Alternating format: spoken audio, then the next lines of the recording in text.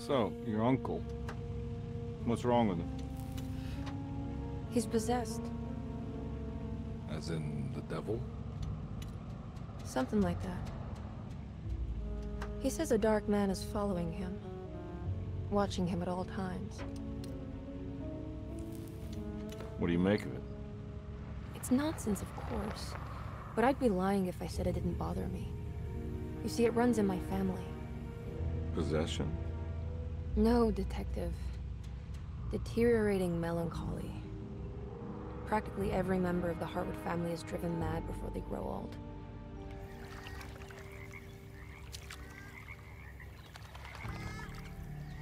But Jeremy didn't kill himself. Is that why he's at Derceto?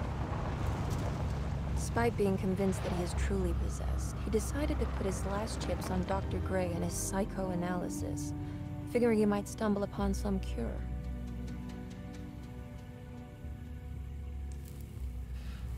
You mentioned a letter. I received a disturbing letter from Jeremy accusing the staff and all the other patients of being involved in some cult. And now they are also out to get him. Could it be real? Or is it all just in his head? It's a story he tells himself, Mr. Carnby. Anything to avoid the truth. Which is? That we're all terribly insignificant. That people mean so very little to one another. That there is no one out to get Jeremy Hartwood because he isn't worth getting. Here we are.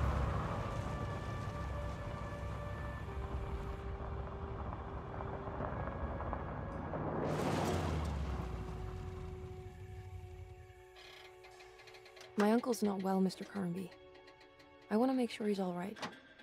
Then what's my part in this? You couldn't get a cab? I just wouldn't feel safe going alone.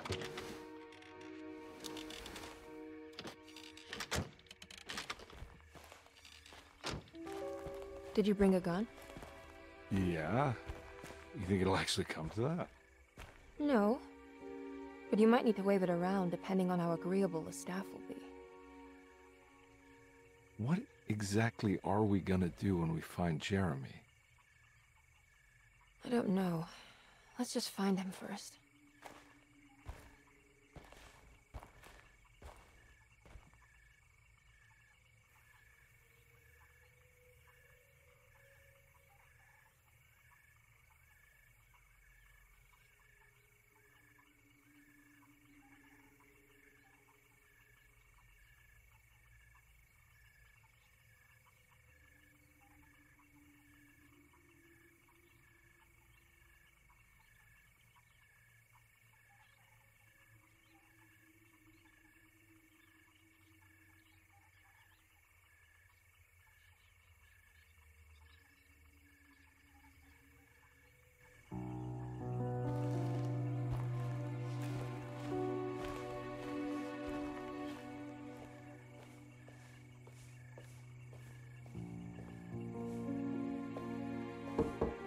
Hello?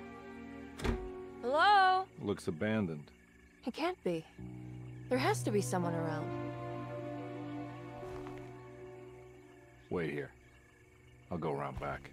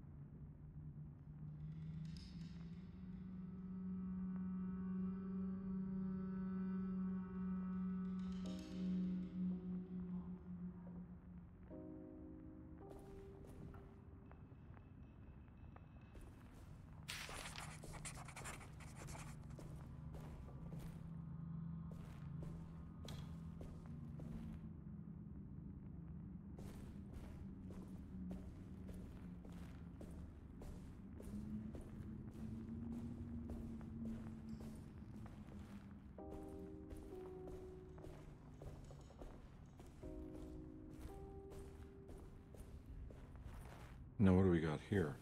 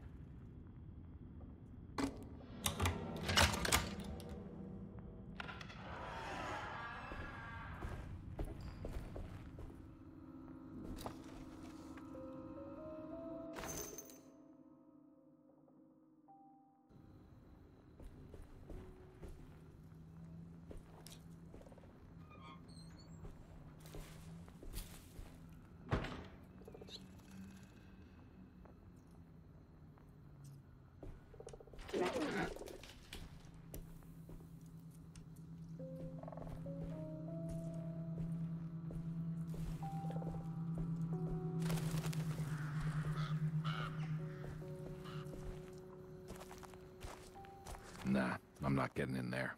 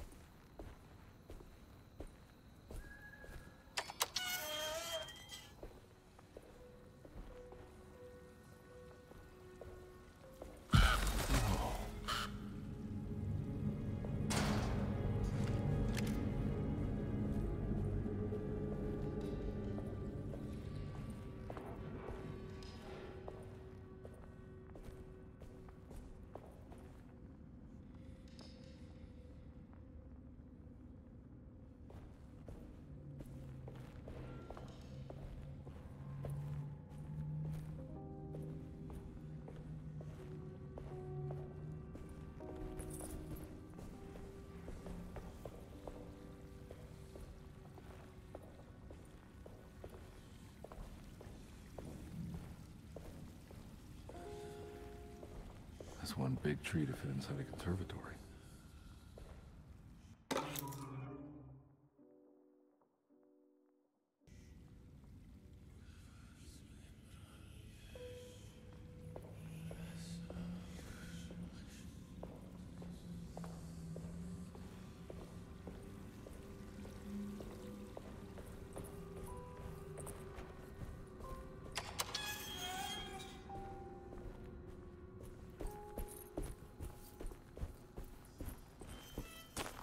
Nah, I'm not getting in there.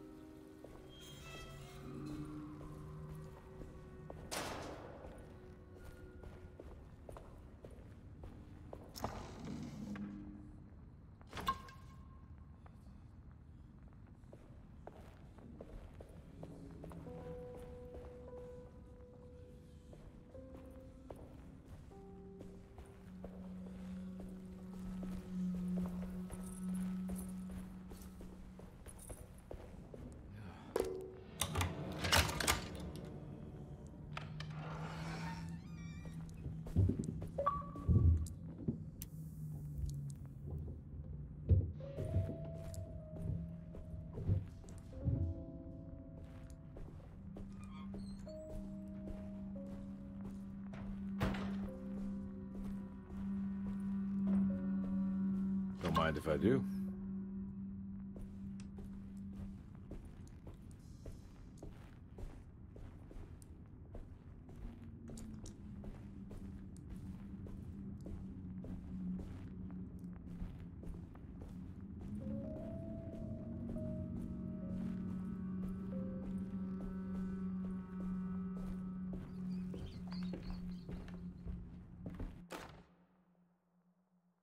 Every day your silence weighs a little heavier. It's been a difficult year for everyone, and many have lost all hope. I read in the papers about people suffering. Pictures of dust-covered landscapes without a drop of water. I wish I knew if you were still tending the earth, or if you had turned your back against us. I have started to look for help elsewhere. I pray you will tell me if I am going down a path that you find disagreeable. With help from Baptiste and Charlotte, I found comfort in the practice of the voodoo. I have long been skeptical of that Caribbean cult, but it's been of good use to me. It seems all harmless in my book. I see some words dreamt up by the Creoles, and I carry around a small pocket of gris-gris. Nothing of this is mentioned in the Bible, of course, but the French Quarter priestess tells me it's all connected. She says the Christian God is just one more perspective on the creator of things. That's what I like to think, but the other way around, that the spirits of her faith are just aspects of you, our Heavenly Father. I am so grateful for the words you gave Mr. Hartwood. We will sing your praises at St. John's Eve. The world will be blessed soon again. Only the sacrifices of the Old Testament compare to your demands. Let it be the truth. A mother of earth, wood, and dirt. A mother of 1,000 young. Sacred sand, $1. Black cat oil, $1.50. Devil shoestrings, a quarter. That makes $2.75, madame. What was that you were telling the doctor? A goat without horns. What does that mean? Ah, you must have misheard me, madame. I said no such thing. Please. I know I don't look like any of you, but I'm devout.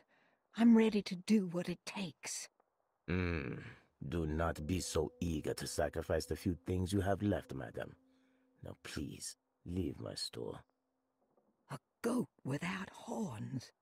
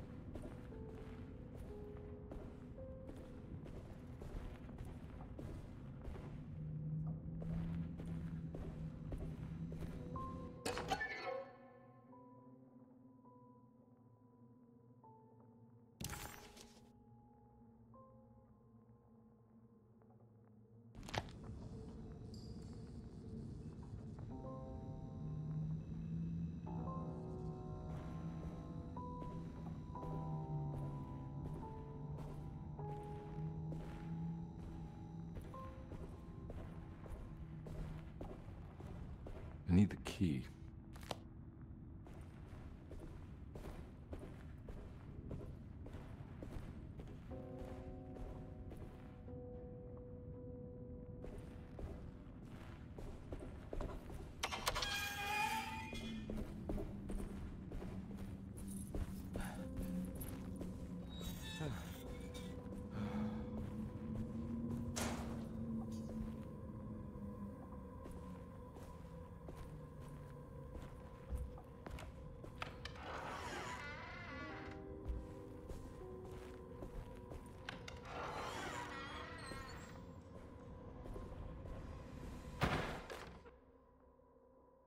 Please do not touch the boiler.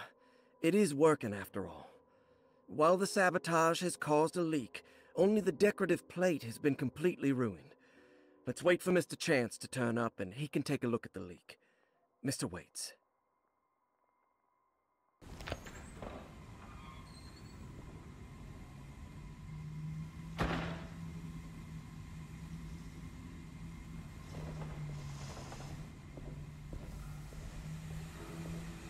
Huh.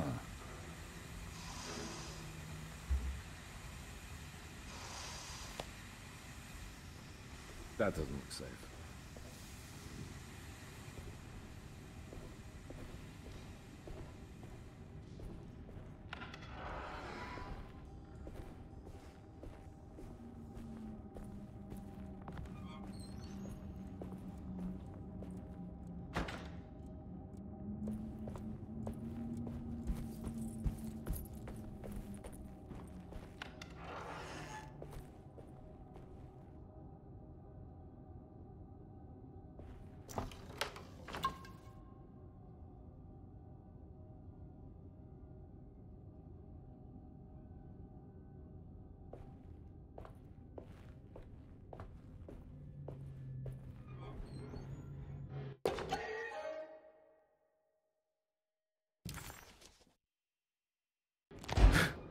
What was that?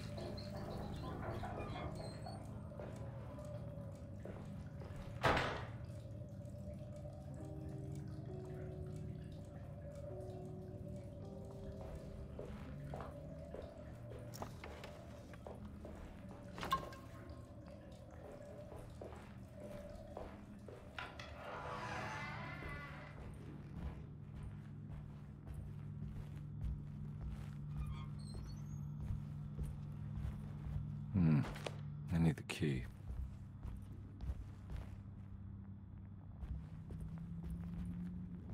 I need the key.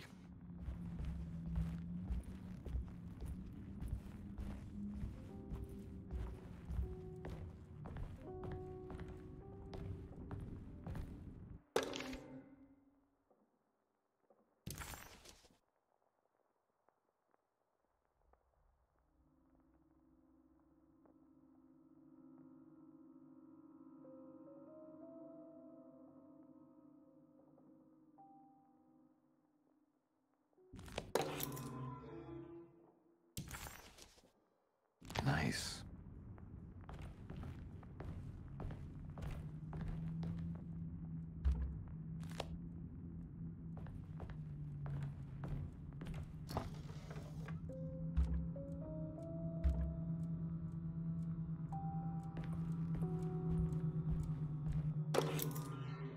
Sunday, June 22nd.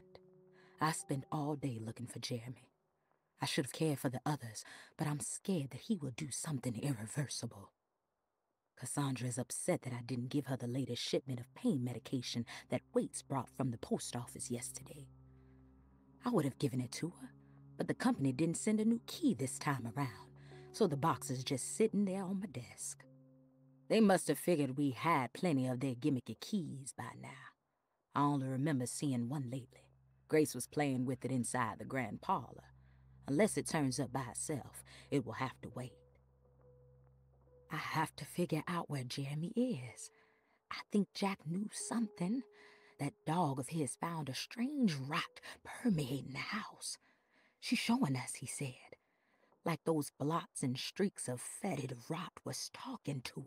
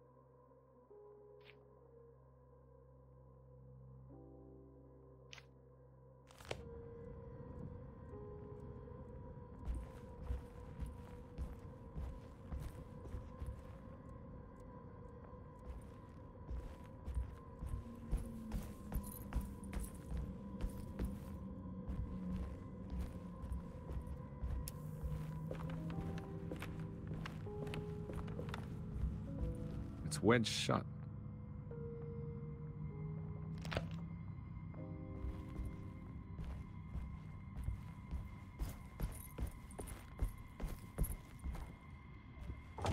Looks important.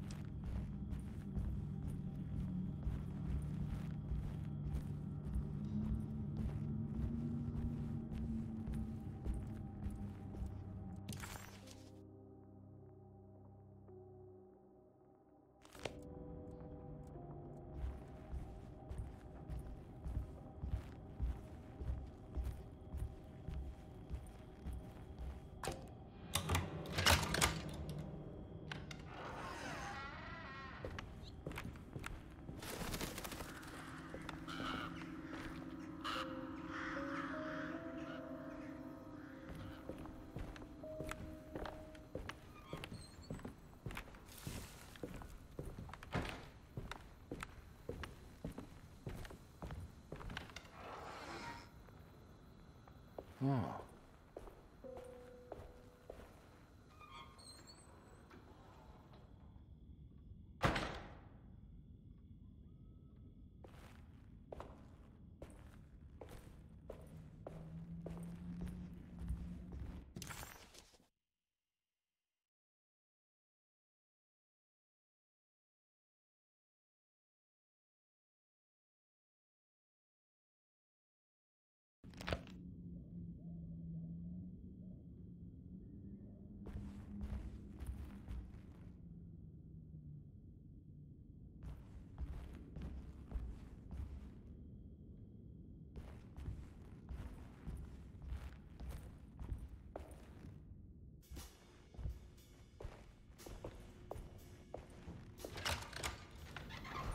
Thanks.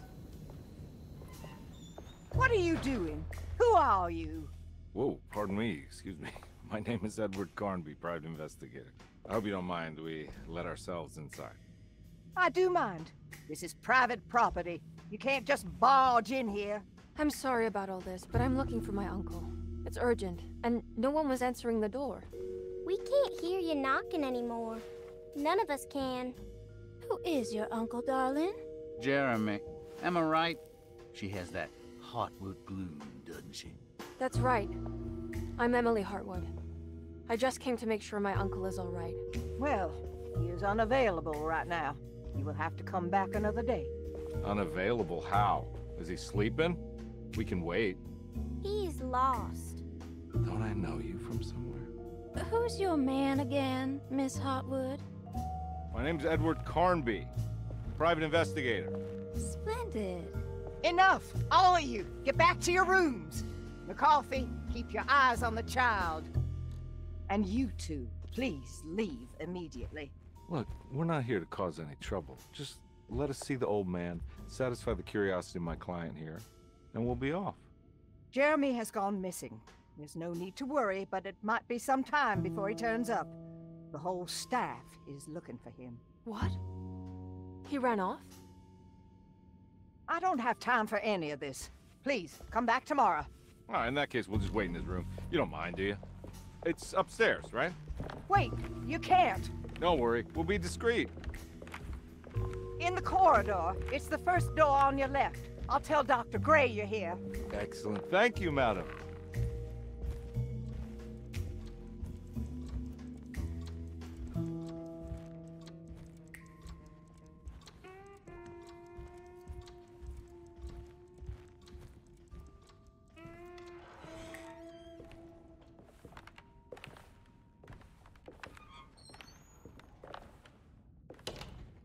All right, here we are. Let's look around. See if we can dig up any clues.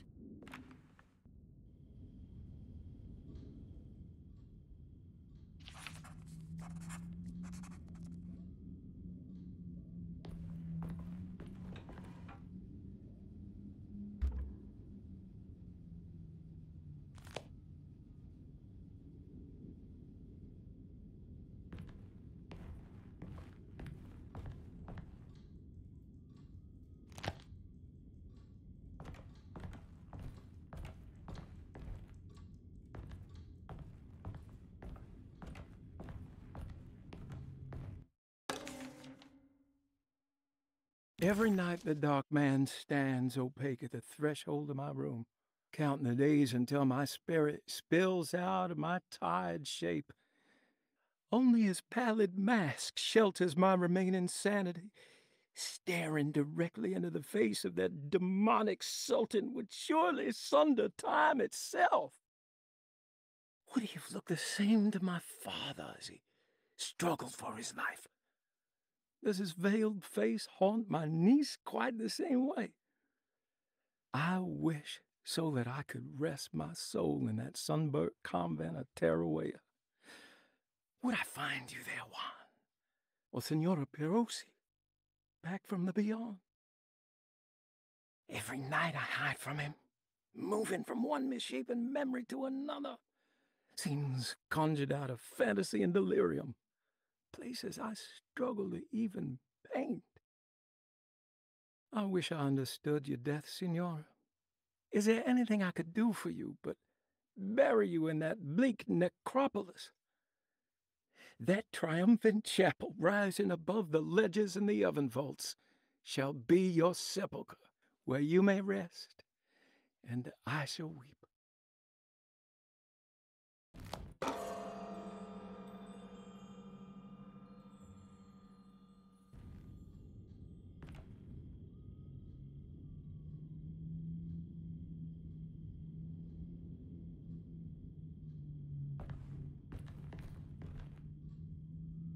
I found a book full of peculiar notes. Have you heard of something called Tarawea? No. What's that? I might be reading too much into this, but I think it's the place he wants to go to. Oh, okay. Sounds like a clue.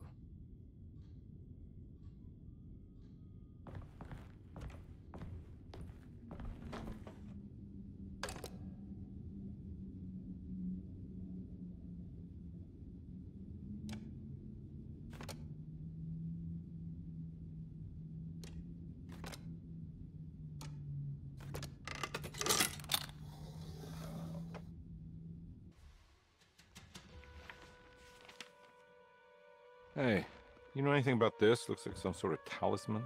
No, I don't. Oh, help me out here, will you?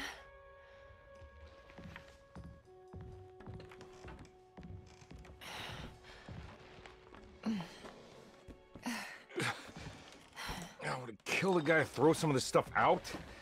I'd be crazy too if I had this much junk lying around.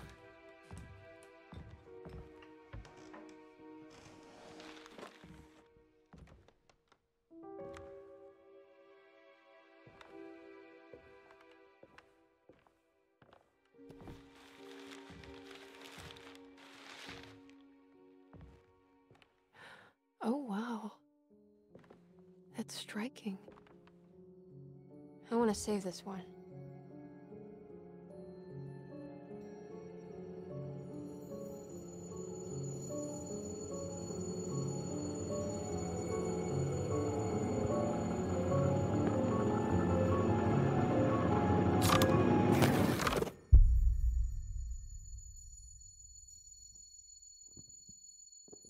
All right, come on. I want to go see Dr. Gray.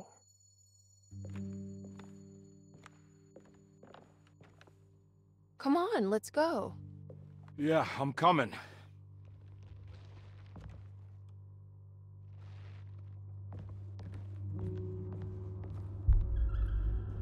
Miss Hartwood. Emily?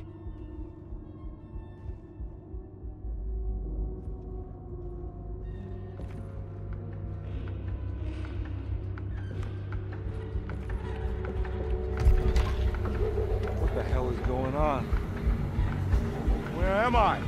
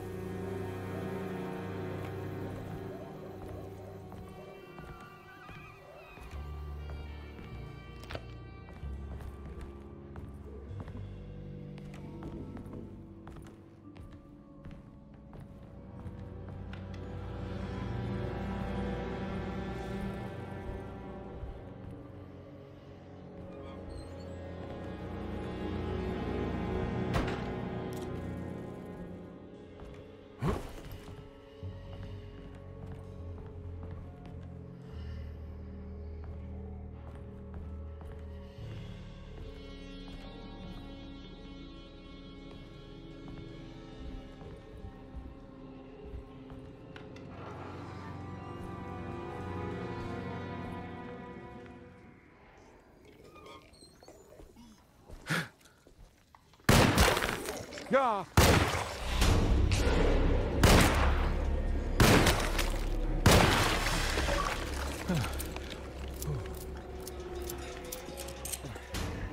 Christ, what the hell was that? Ah!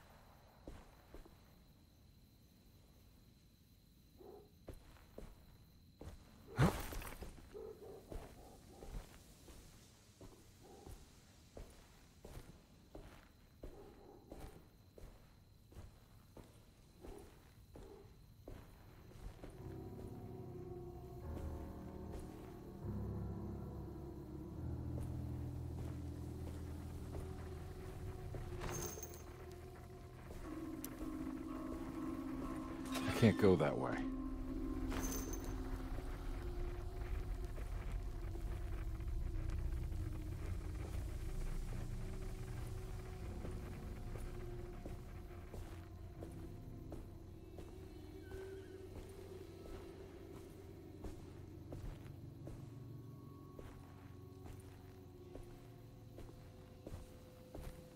What the hell is going on?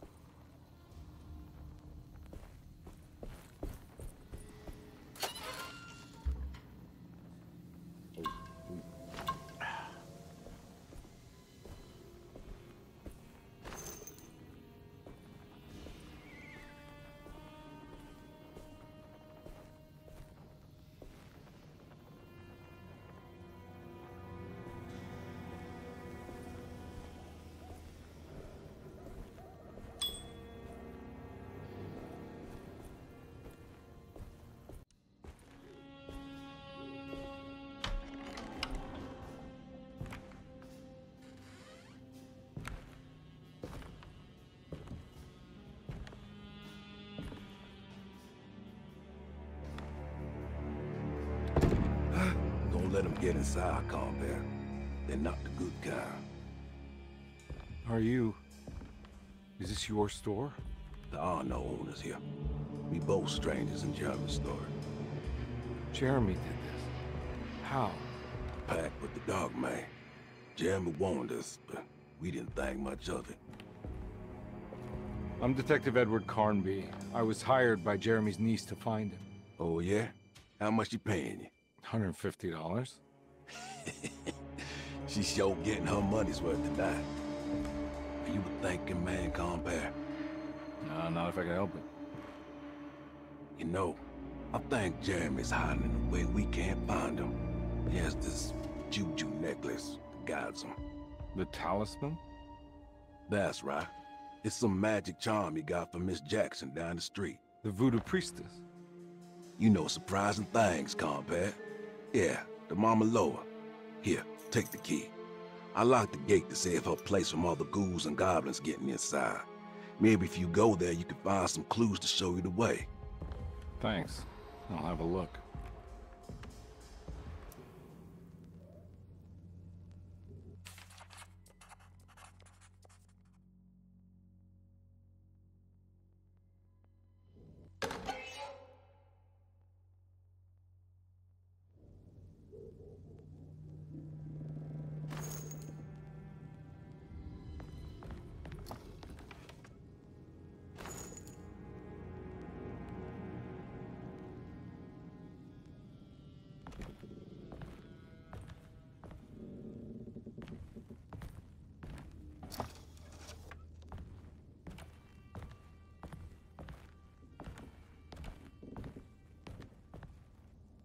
You want to come along?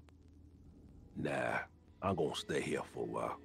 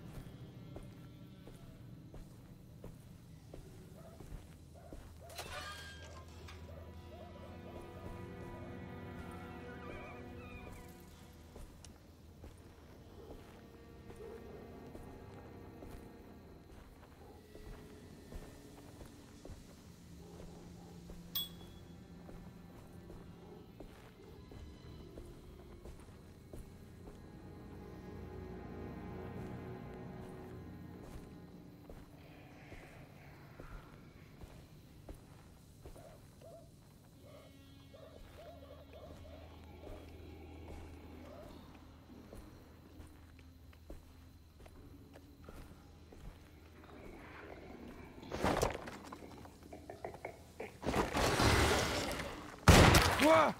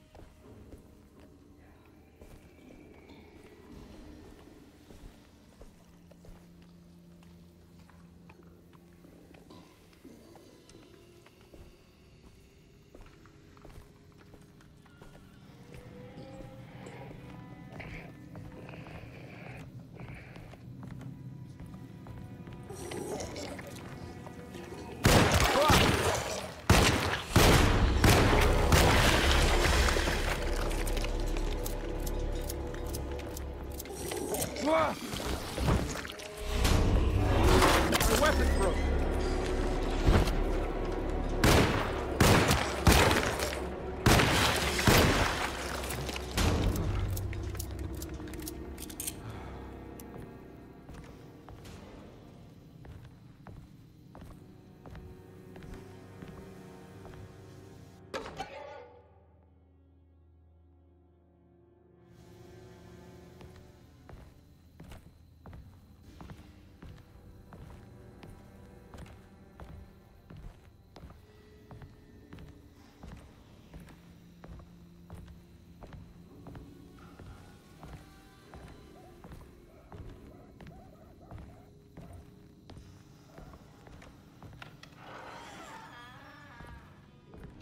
I recognize this place. It's Miss Jackson's seance parlor.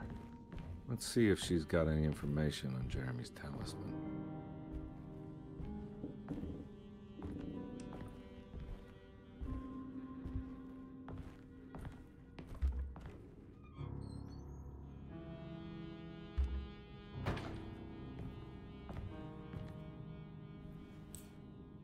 It's the talisman, like the one in the painting.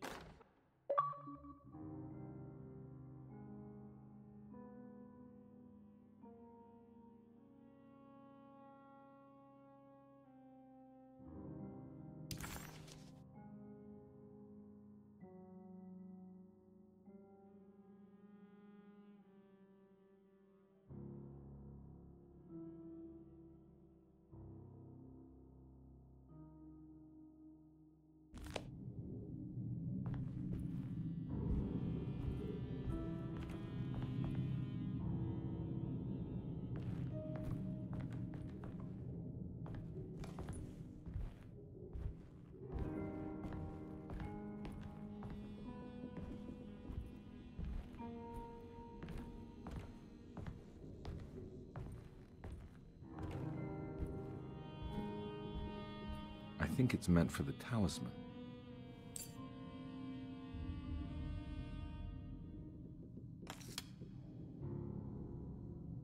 I think it needs numbers, like coordinates. Maybe there's something in Jeremy's notes.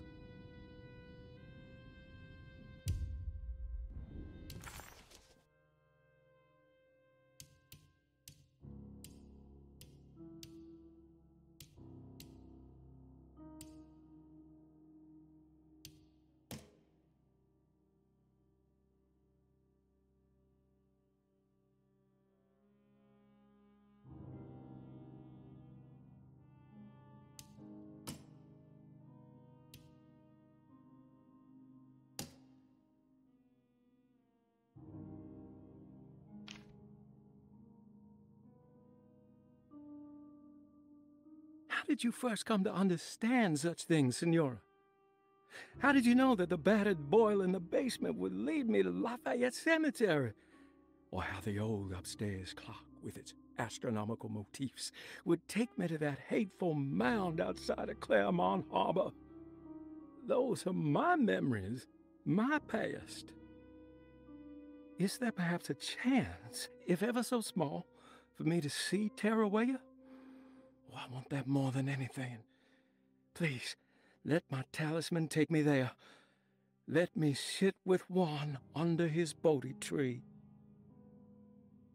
Despite having sold me that talisman, Miss Jackson, the voodoo priestess, revealed none of her secrets to me. That's why I had to travel to Tonka.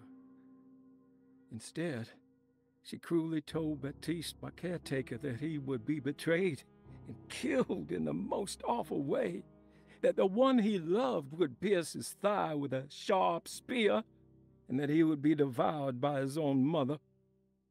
What a terrible thing to say. The people of Derceto were becoming dangerous. They do not understand what they are doing. I must do something to stop them. I tried talking to Dr. Gray, but he confuses my worries. He's caught up in treating me. How can he expect evil to be cured with medicine and conversation? The orderlies, the housekeeper, and the patients are all deranged. They will call upon evil to enter this world. All will be lost. Everything.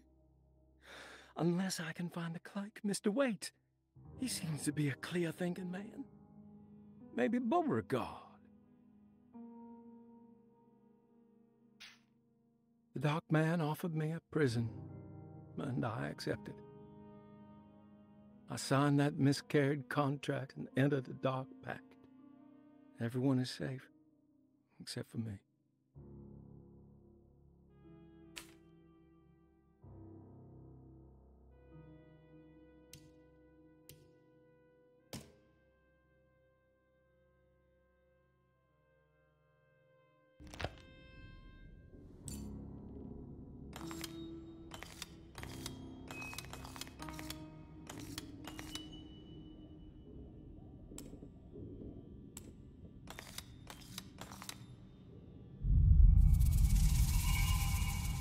It's showing something. A place? Where is that?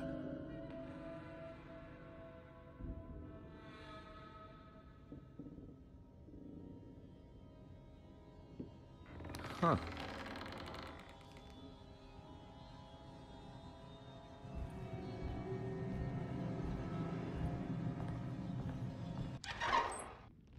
Detective, I was wondering when you were going to show up. Mrs. Thompson told me you were here. I understand you are working for Jeremy Hartwood's niece. Yeah, I guess so. I mean, you're not wrong. We came here for her uncle. I just didn't expect... I didn't expect this. You are Dr. Gray, right? That's right. You don't happen to have some identification, Detective. I'm not keen on having strangers prying into my business. Oh, Detective Edward Carnby, Decatur Street, New Orleans. Enjoying the Vieux Carré, Detective? Those old French quarters, the voodoo people, the gangsters. I'm sure you live an exciting life. Well, it's not quite like the stories, Doc. Just trying to make a living. Aren't we all making a living? Well, welcome to Derceto, Detective. I hope your time here will be useful. Now, what can I do for you? Why don't you tell me where I can find Jeremy Hartwood? Why wouldn't that make for a short visit? I wish I could tell you, but I'm afraid I don't know. A drink, Detective? Anything brandy. Oh, you do belong in the French quarters, Detective. Armagnac or cognac? You know, just give me the cheap stuff. I'm not much of a connoisseur. Having low standards is not a virtue, Detective. Let me see if I can broaden your perspective. What can you tell me about Jeremy? I wouldn't want to go into details about his condition. Doctor-patient confidentiality. I'm sure you understand. Sure. But he is crazy. And he's gone missing. Why? Here, try this. Ooh, it's good. Got a bite? It's called a sidecar. The trick is not to be afraid of the tartness of the lemon. Then, for goodness sake, don't overdo the triple sec. Okay. What can you tell me about Jeremy? Well, let me think. He is an anxious man, constantly worried about events not presenting themselves according to his model of predestination. He complains about things not being carried out in the right order, and that some things simply shouldn't be. Is any of this helpful to you? Not really. I was hoping for some direction where to look next. I'm sorry. I have nothing for you then. You should talk to my orderlies. They have been looking for him for a while now. I'm sure they would appreciate your help. Yeah, I ran into Batiste earlier. Come to think of it, he might have given me a lead. Oh, excellent. So your investigation is already underway. I'm gonna go, but I'm sure we'll meet again. Looking forward to it. Safe returns.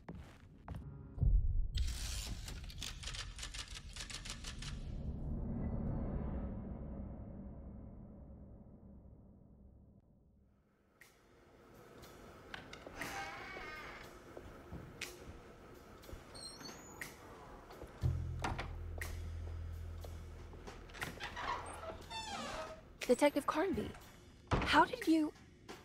Where did you go?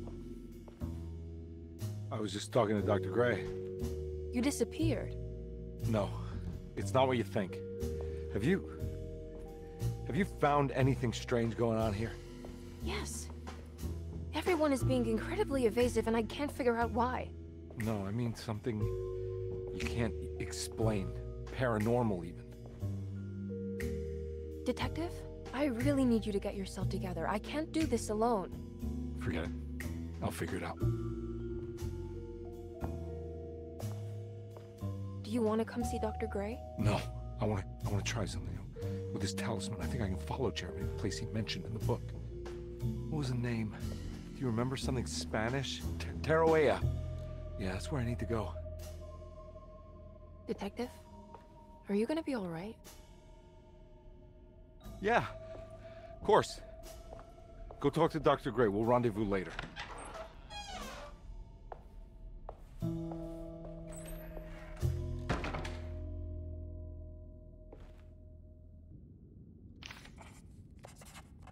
This talisman brought me back from the French Quarter in the blink of an eye. If Jeremy can travel so easily, then he could be hiding anywhere, even Teroea. If he can do it, so can I. I just need to figure out how the talisman works.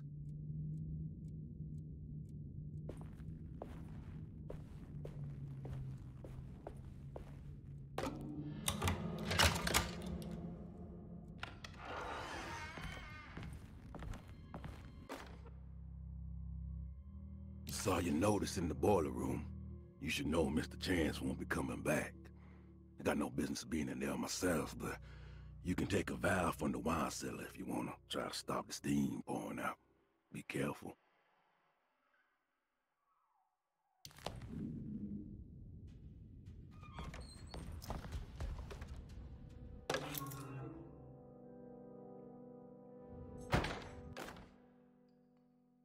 Dr. Elmore Lee Gray is Derceto's chief doctor. Accounting and all administrative work is handled by me, Paul Waits. Magdalena Thompson, or Mags, is responsible for the household. Jean-Baptiste and Charlotte Tabois are responsible for keeping the guests' medical regimens in check. Finally, Jack Chance is our gardener, who can occasionally be seen in the conservatory, but is for the most part busy outside. There are currently 6 guests at Derceto. Malcolm McCarthy and Ruth Tallant reside on the first floor. Jeremy Hartwood, Elisabetta Perosi, Grace Saunders, and of course Cassandra Beauregard live on the second floor.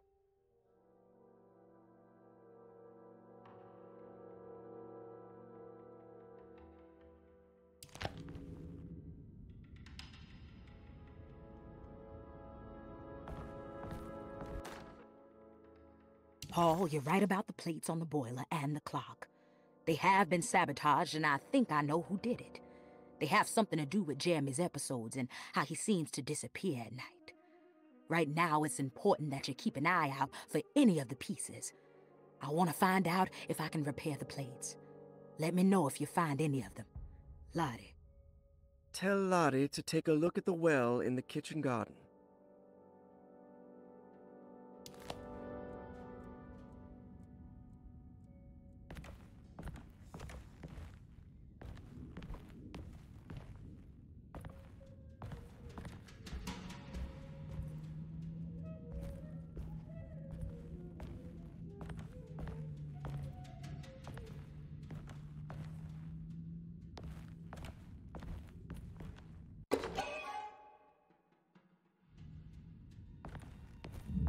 There's no way I can get into this thing.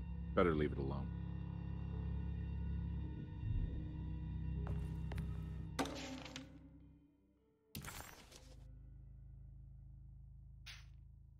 Cassandra Beauregard, the beloved author.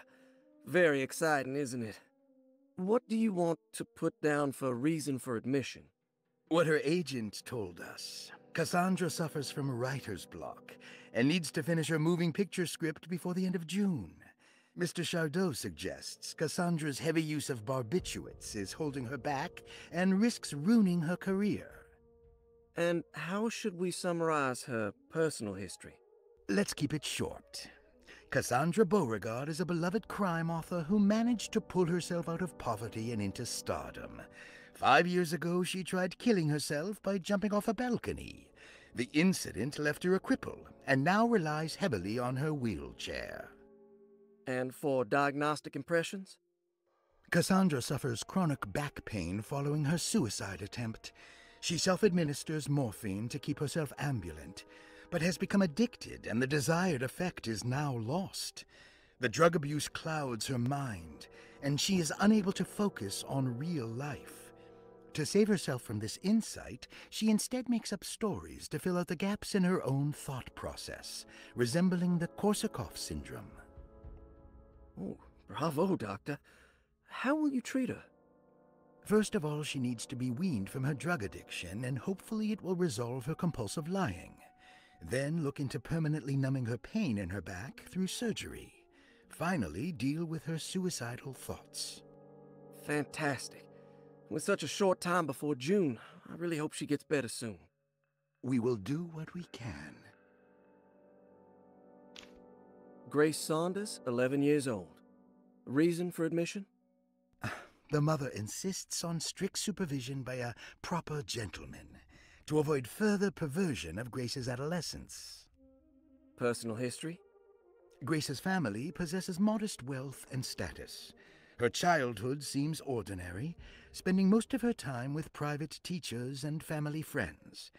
Grace's father recently passed away, leaving her mother the sole caregiver. And diagnostic impressions? Grace has trouble dealing with her father's death.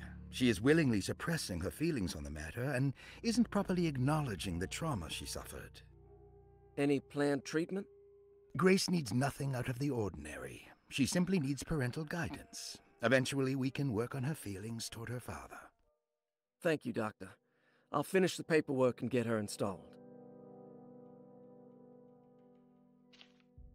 Malcolm McCarthy, 54 years of age. Reason for admission? McCarthy admitted himself to Derceto, stating simply that he needs some damn rest. And personal history? McCarthy claims he used to work as a lawyer in Baton Rouge, but says he can't go into details because of some legal dispute. His background remains largely a mystery, except for the occasional clue that he drops in conversation. Huh. And diagnostic impressions? McCarthy is an anxious man and an alcoholic. He often tells half-truths due to some deep-seated inability to trust other people. And how will you treat that? McCarthy will take some time to open up. Spending time with Jack's dog or the child should be good for him. Their harmless nature will help build his sense of trust. Thank you, Doctor. Elisabetta Perosi, 33 years old. what should I put down as reason for admission? Well, Perosi broke into Derceto and was found wandering the grand parlor. She was confused and suffered partial amnesia. She insisted she belonged here and offered to pay for her stay. Right. What do you make of her story? Perosi claims to have been a member of the Astarte artist colony some 20 years ago, a claim that seems contrafactual due to her young age. She looks to be and even thinks she is 33 years of age. That would make her a child at the time. It seems fair to say that Perosi's story is untrue, deliberately so or not. Diagnostic impressions? Do you have anything? Perosi's story is peculiar, because she retracted her story about the artist colony. She no longer claims to be the same person as Elisabetta Perosi. However, my staff's research has confirmed there was a Perosi at that time who was in her early 30s. I suppose this case will take some time to investigate. How will you go about it? I wanted to contact the real Perosi, but it seems the whole colony disappeared one night. September 29th, 1915, during a hurricane. I will have to take it slow and figure out what this spell of impersonation could have been. Oh, I'm sure it will all clear up eventually. Thank you, Doctor. Ruth Talon, 29 years of age. Reason for admission? Ruth's father wishes that his daughter be removed from New Orleans nightlife for the foreseeable future. He fears that her overly free spirit is tarnishing the family's reputation. Sounds simple enough. Personal history? Ruth comes from considerable wealth.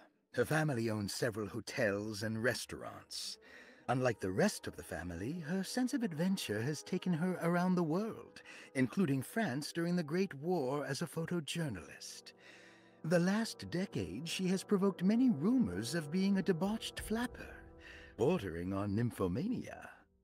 And diagnostic impressions?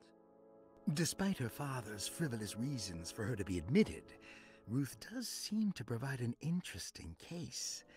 She is refreshingly open and doesn't shy away from talking about her life during the war or her continuous celebration after returning to the States. She is admittedly a sexual deviant and feels no remorse. And her treatment plan? Simply staying at Derceto should do wonders for Ruth. If not, at least for her family's reputation. Ruth doesn't need to change, but with therapy I might be able to share with her some sympathy towards her family. I doubt she will settle down and become as dull as the rest of them, but at least she might try to be more discreet in the future. Looks like all the patients are accounted for, except for Jeremy.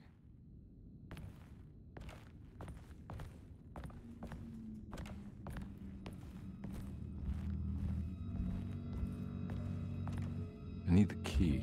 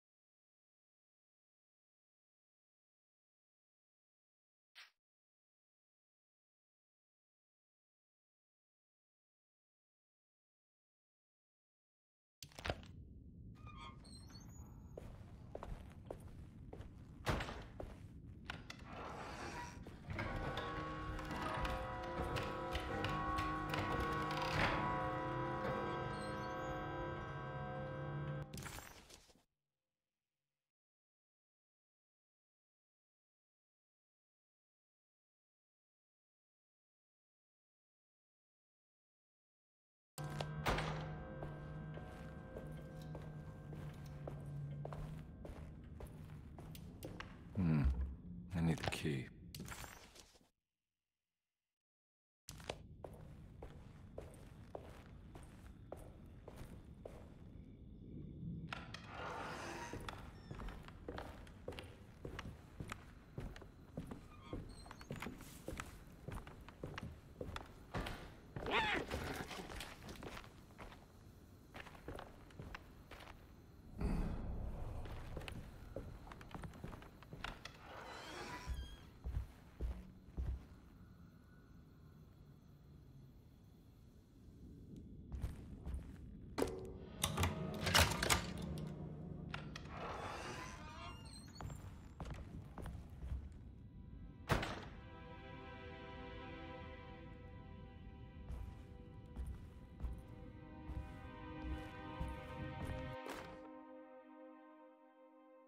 Lost Plantations of Louisiana, Thierry Briclot, 1917.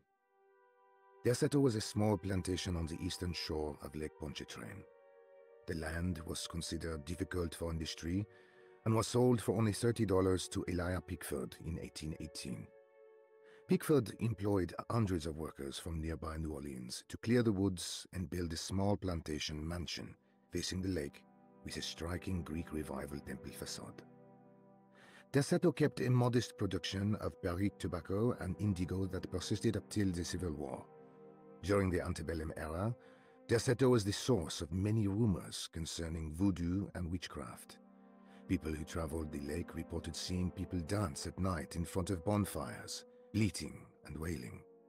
On June 17, 1862, Captain J.W. Norton of the Union Army recounts leading a raiding party from ships anchored in Lake Pontchartrain in order to seize control of Derceto and free the slaves working there. The captain was surprised to find the workers fighting back with unprecedented zeal. Norton's account describes these men and women as enraged with fanaticism. Pickford reportedly tried to placate the raiders, but was shot in the confusion. Captain Norton left the mansion burning and retreated to his ships with his men. Derceto was left in ruins for several decades. The ownership of the land was long disputed and returned to the Ledoux family in 1901. Several police reports were filed during the following years as the Ledoux tried to get rid of a camp of squatters on their land. The police made several visits to remove the trespassers, but the people kept returning. On November 1st, 1907, Inspector Legrasse of the police charged a deadly attack in order to save several children kidnapped by the squatters. Many were killed, and even more were jailed. The following year, Ledoux rebuilt Derceto, incorporating the surviving stone foundation and adding a magnificent wrought iron conservatory. The farmland had been reclaimed by the surrounding woods, so it was no longer profitable to use as a plantation. Instead, the house was turned into an artist's colony. The Astarte Artist Colony was a successful group of artists, including figures such as painter Heinrich Cassel and poet Nora Keith. The group was also known for their beloved Mardi Gras crew called the Pirates of Pontchartrain. On September 29, 1915, a tropical hurricane tore through Louisiana, causing Lake Pontchartrain to flood New Orleans. Due to the remote location of Derceto, it took almost 2 weeks for outsiders to learn that the artist's colony was abandoned. The 12 residing artists had all vanished without a trace. The empty mansion of Derceto still stands on the shore of Lake Pontchartrain, with much of its temple facade intact. The Ledoux family currently has no intention of repairing the house.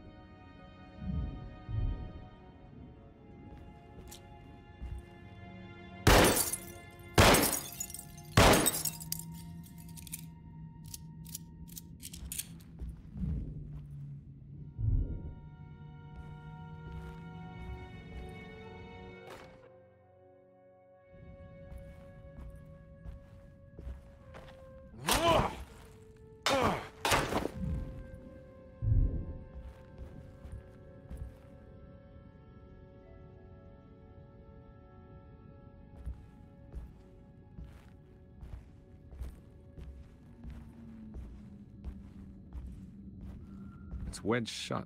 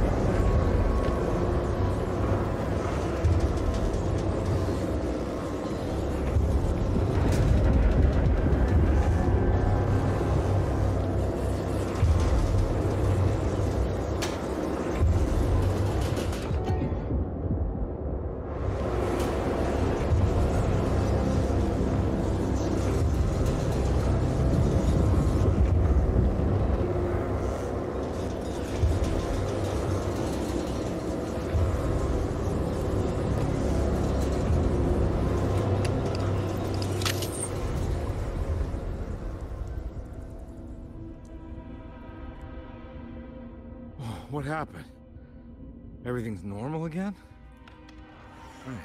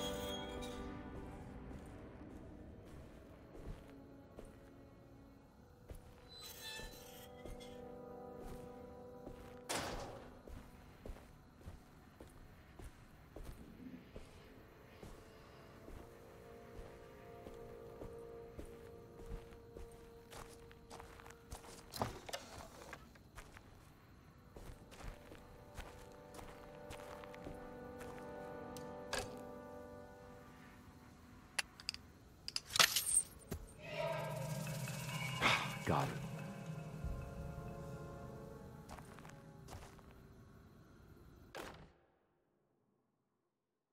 Hey.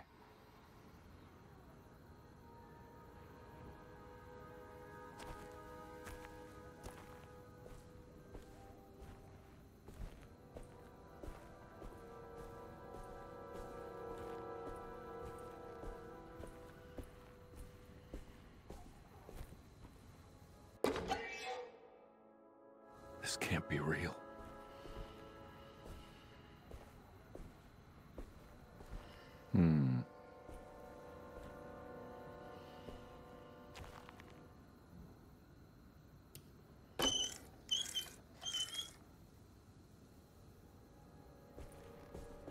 Huh.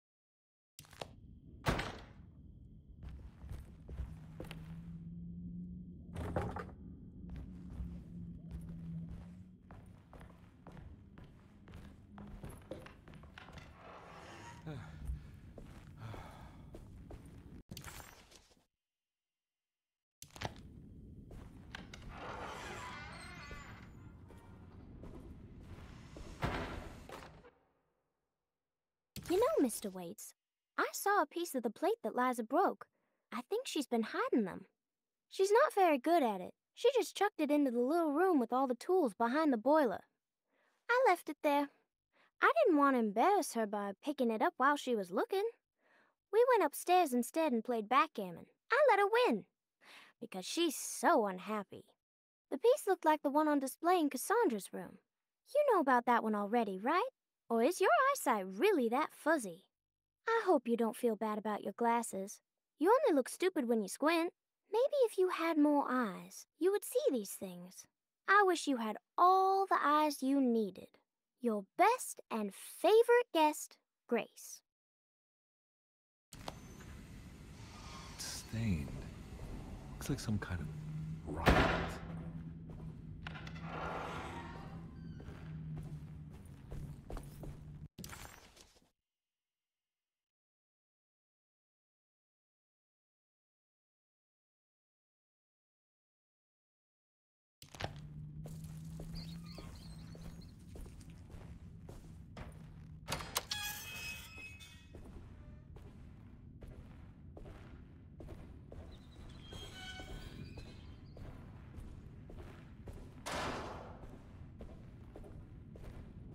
I need the key.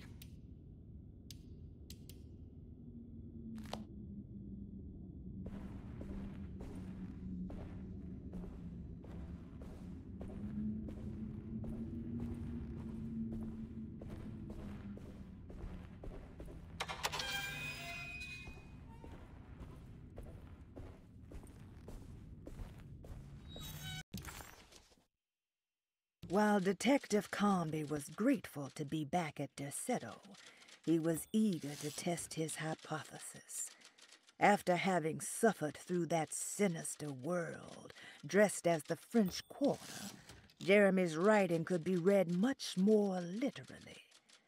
What if Jeremy used his talisman to actually visit?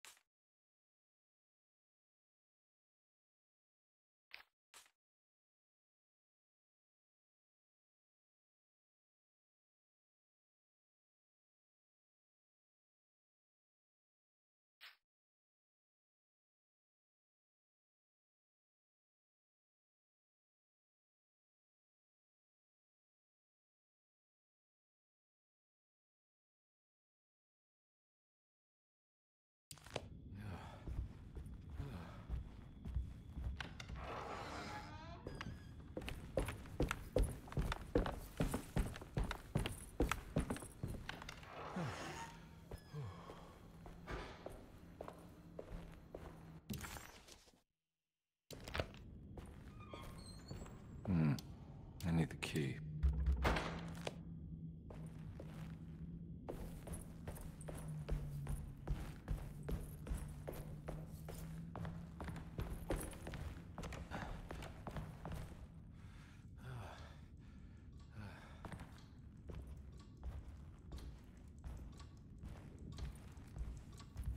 Ah.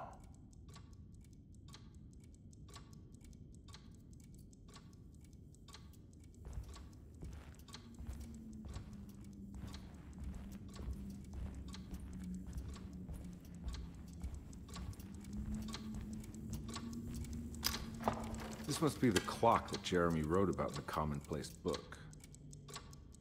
Huh. Looks like the plate that held the talisman in the seance room. But it's broken and missing some pieces.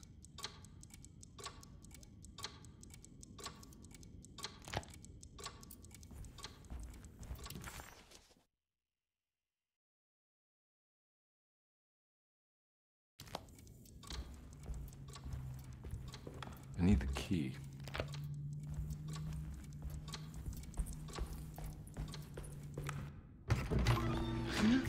Yeah, sorry, Detective. Didn't mean to obstruct justice or anything. That's fine. You know, I'm kind of busy with my own case of a missing person. I was wondering if you've seen Grace, girl about yay high? Can't say that I have. Why are you asking? Well, I'm looking for her. Is she in trouble? No. She's just hiding somewhere. We can't have a rascal like that running around unchecked. At a time like this, you understand? Well, I haven't seen her. Well, let me know if you find her. I'll be around. I'll keep an eye out for your man, Jeremy. You scratch my back, Detective, and I'll scratch yours.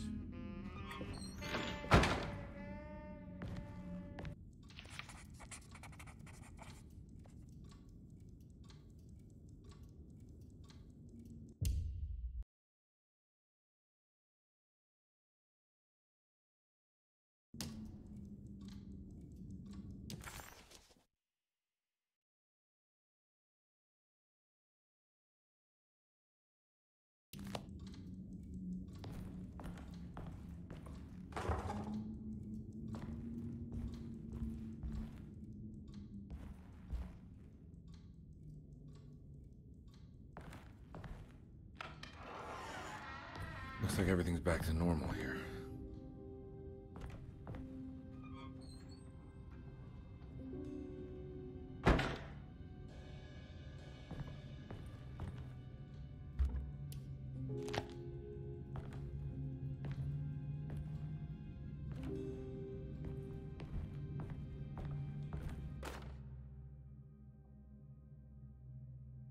Emily's here.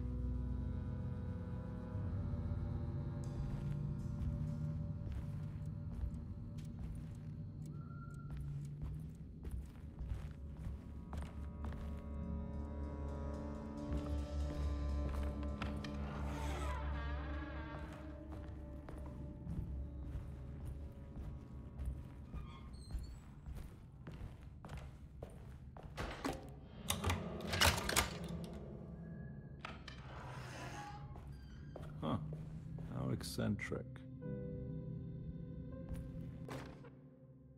I did it! I crossed the thresholds to my intended destination without a focusing device. My talisman now knows these roads, and I have no need for the plates. I can find my way to Lafayette as easy as I find my own room.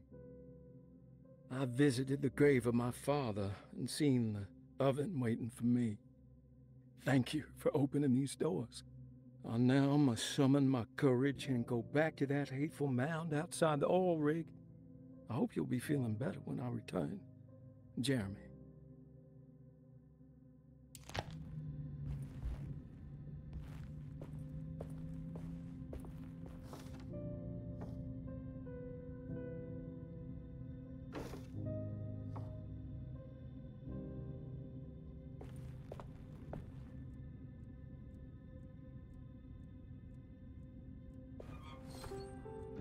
These paintings got some grim-looking rot on them.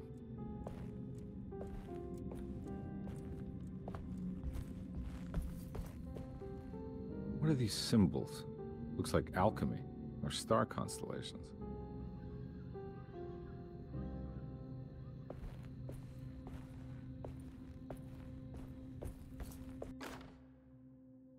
Will I need to remember how to get them out again? They are locked up for good reason. I am sure she is still able to whisper the answer in the ears of the wrong people. But not for long. I will see her burned soon enough. That black goat will be sacrificed to put an end to it all. Then it will all be over. No more Derceto, and sadly, no Astarte. Those good pirates of Pontchartrain. May you still sail the lake, until you find the shores of Hali.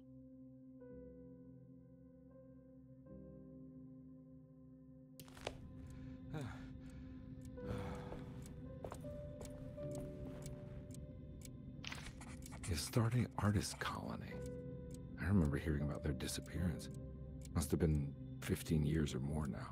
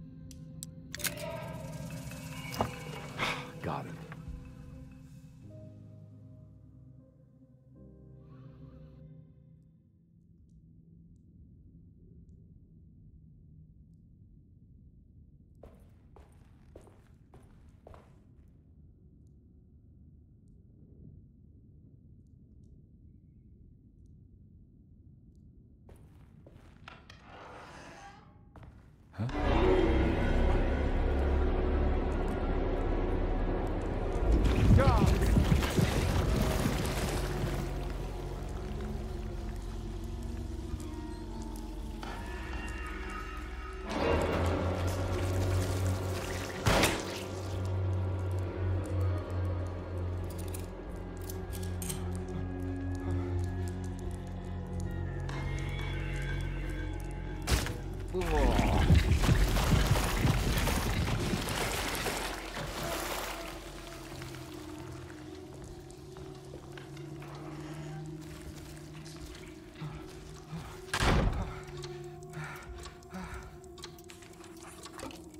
think I've seen this somewhere. What the hell is going on?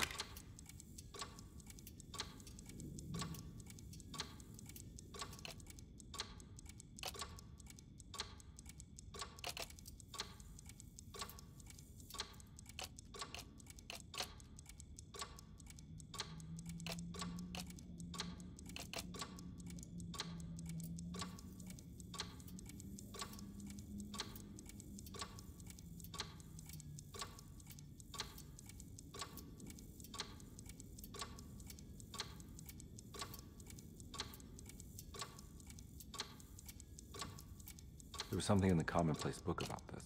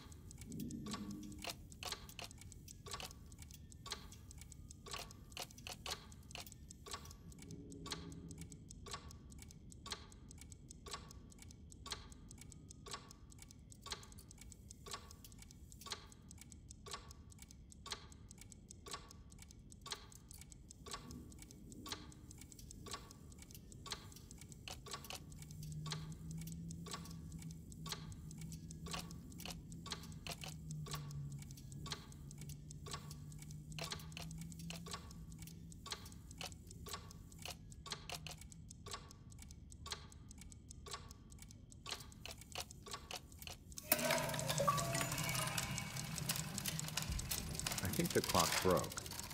Or maybe it just stopped at a very precise place.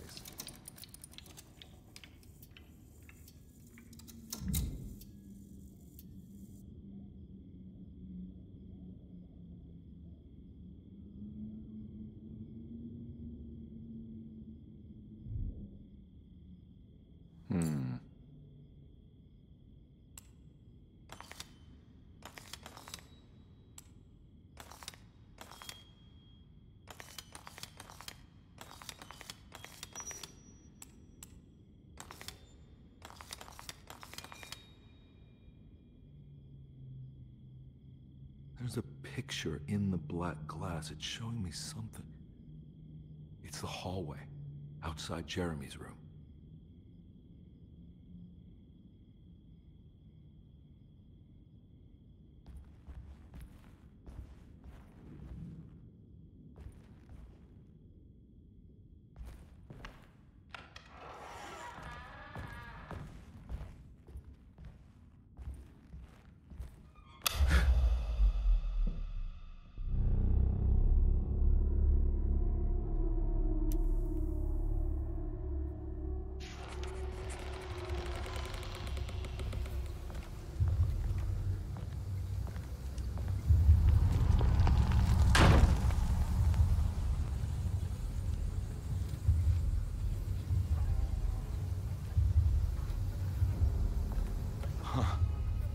I made it.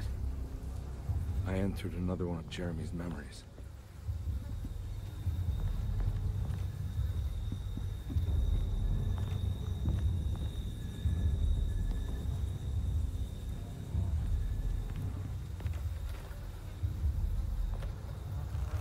Ugh.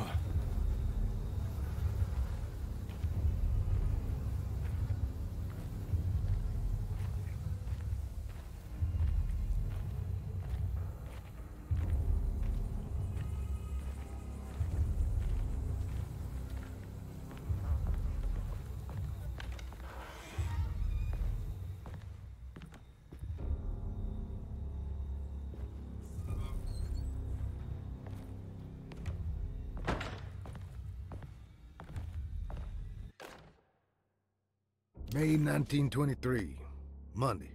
All okay, ready for delivery. Maintenance, oil pump must be serviced. Any tampering causes large spills unless properly forestalled. Tuesday, shipment delayed but delivered. Maintenance, service bridge close to broken. Wednesday, prospectors reluctantly agreed to show the burial mound to Mr. Hotwood, a painter, who read about our finds in the papers. He means to return tomorrow and try to find a way inside. Thursday, Mr. Hotwood's efforts delayed. The workers seemed nervous about his presence. Hotwood promised not to return to the compound. Instead, he has taken up an offer by l'officier, the riverboat captain, who means to pilot him to the site tomorrow morning. Hopefully that's the end. Work can resume. Maintenance. Bridge from the oil tower to the bayou has collapsed. Sabotage suspected. This is the devil that guides us now.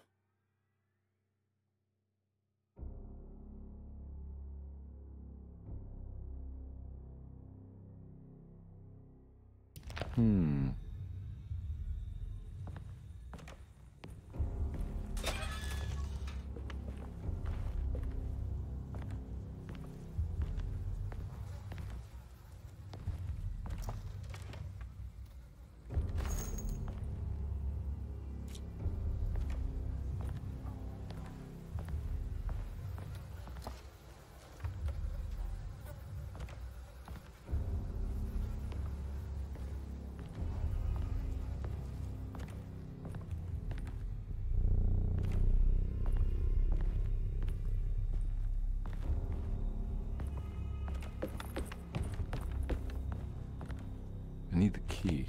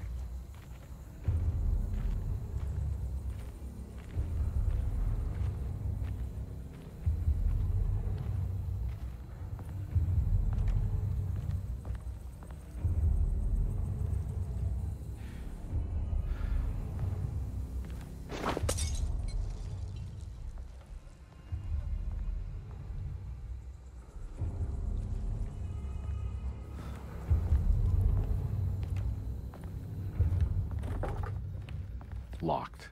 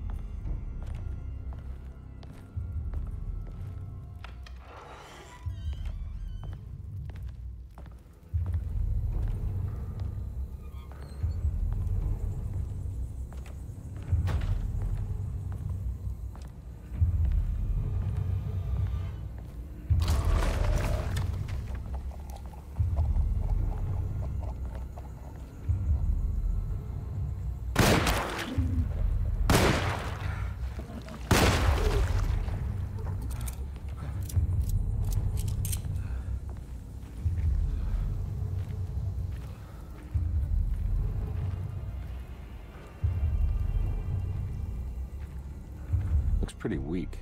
I just need something to break it.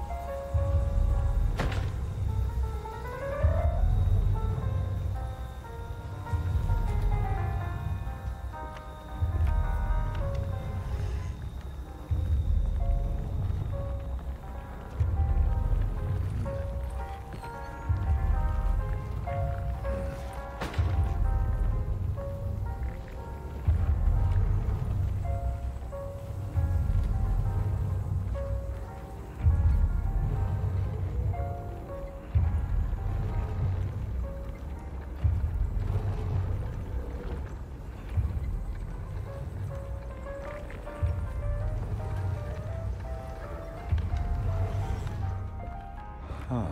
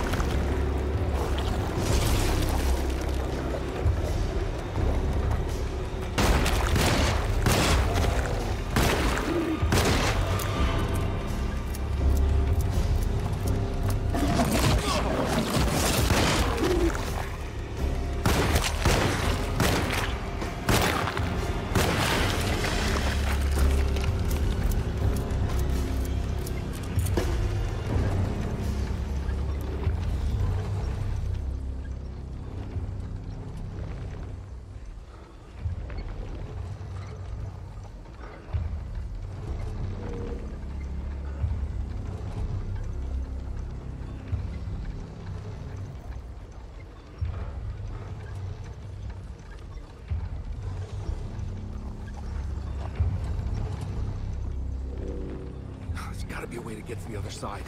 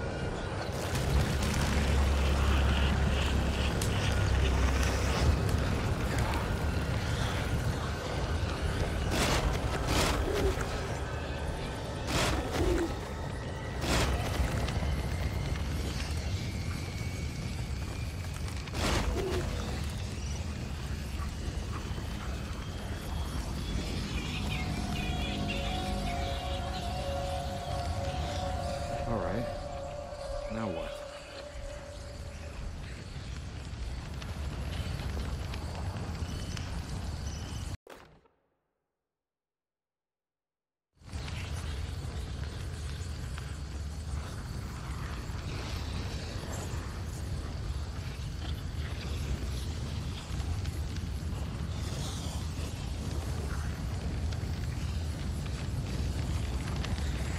Come on, Carnby.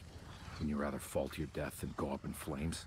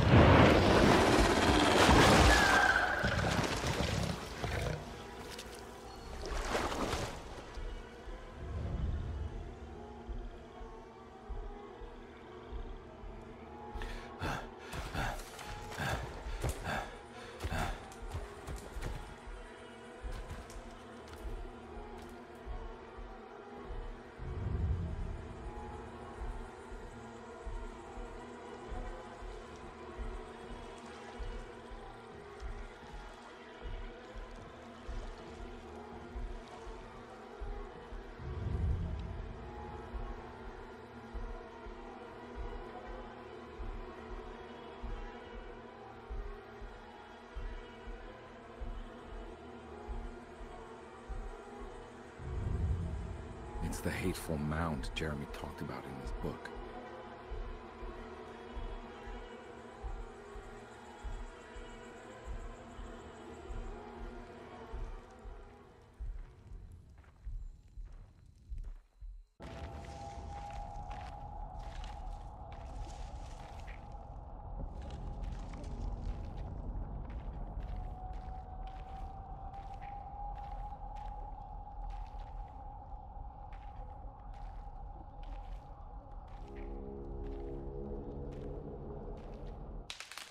Don't come any closer. I'm armed. Get that thing out of my face. Who are you? What are you doing here? I'm just a detective trying to find something called Teruea. You're after Jeremy too? Why? I'm working for his niece. She wants to make sure he's alright. He might be unharmed, but far from alright. He's a curse upon Derceto. Here we go again. Quiet!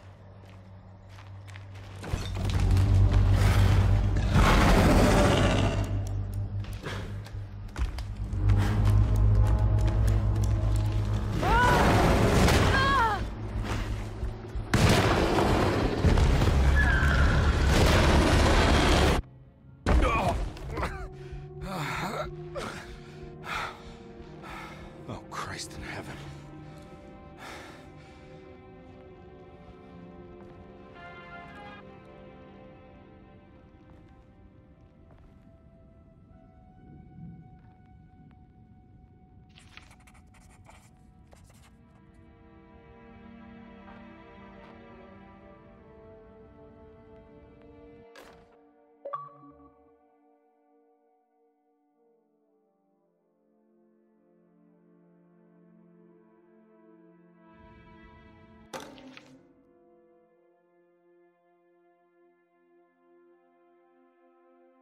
Reflections on the Power of the Verb in Certain Texts by Juan Luis Jorge. To act is in itself divine. Even the slightest movement of our hand is evidence of our soul in motion. Yet our free will is so easily overwhelmed by the dullness of everyday life. Our actions become rote and rigid, in spite of luxury and comfort. True divinity is found in the choice of leaving the stage where we all perform. People who discover this freedom unexpectedly will be struck by the terror of this revelation and become paralyzed, or worse, turn to suicide. However, if you are able to weather that storm, you will discover that there is a divine path beyond that fear. There is a chance to dismount your destiny and make something new. Something that hasn't been planned for or predestined. There is difficulty in explaining this type of acting as it transcends our everyday choices. This isn't some banal decision choosing one career over the other, or even who I should marry. Leaving the stage, no matter how, isn't a matter of course correction. It's a rejection of the story that the Creator is telling.